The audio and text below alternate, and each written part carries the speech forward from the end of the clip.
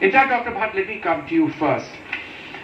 The announcement today is a macro level announcement. It speaks about the future of Jammu and Kashmir. We can't even refer to that. It speaks about the future of Jammu, Kashmir and Ladakh. My question is this. Given the fundamental disconnect which exists on the ground in Jammu and Kashmir with all sorts of policy and the centre, how do we attempt, or how is anybody going to bridge that gap through these new policies?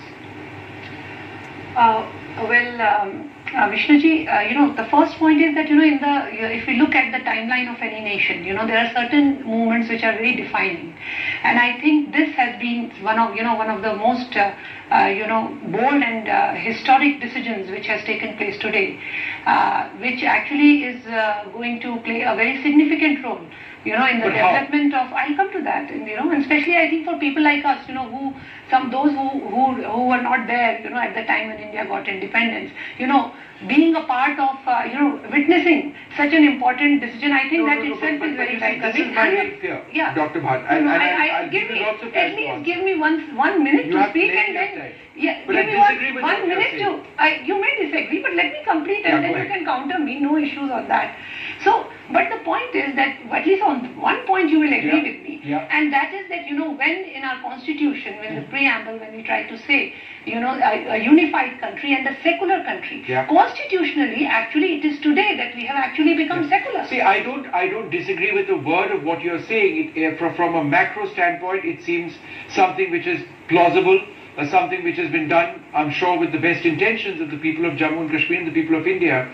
I'm asking about the fundamental disconnect which exists between large majorities in Jammu and Kashmir and people outside the state.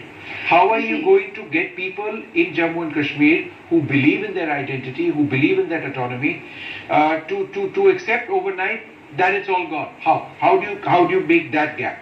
You see, when you talk about identities, it is not that the people who are living in other parts of the country, they do not have their own unique identities. Each one of them, whether you look at the southern states or whether you look at the eastern states, circumstances have been created. Yes, for the last 70 years, yes, they were created and they exist.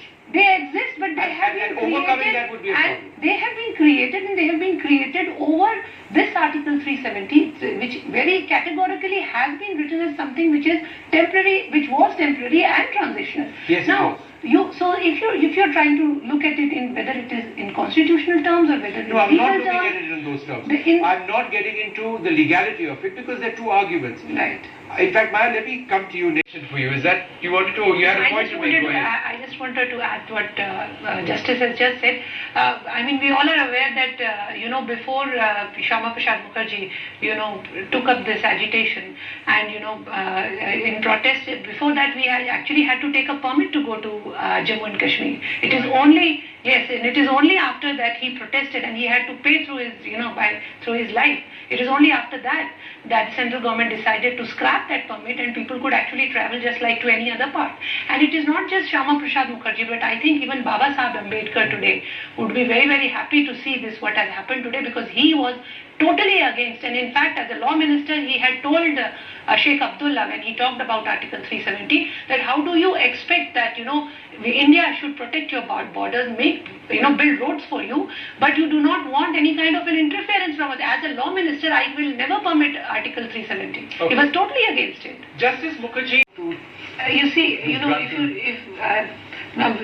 this talk about the disgruntled youth, and so the fact remains that the political parties in Kashmir, they have been for a very long time, for their own vested interests, they have always have tried that there should be explosive situation there in terms of whether it is terms of instigating the youth over there. Somehow this fabricated disconnect which has already been there, that is what this change which is going to bring is actually going to dissolve. And I am telling you, that you just see the change. It is going to these apprehensions which are there, that how the people of the valley, because it is their empowerment, they have been deprived of the empowerment in whether it is about gender rights. We all all know what is, the women of Kashmir, if they marry outside, they do not get, they lose their rights to property. And it is not just that, in terms of right to education, it is not there. Property Act, it is not there. There is no empowerment of the people over there. Now that is something which is going to change after that. There's lots wrong. It is going to be a smooth road. There might be hiccups in between. Who is going to go out? You believe it's going to be a smooth road, by and large? There would be hiccups, but overall, I don't think it is going to reach. Definitely, the government will come out with a. Just tell me 5 years before, could anyone have ever thought that this kind of thing could ever happen? No, I don't think even last night we could think that something like this. But I just want to make a small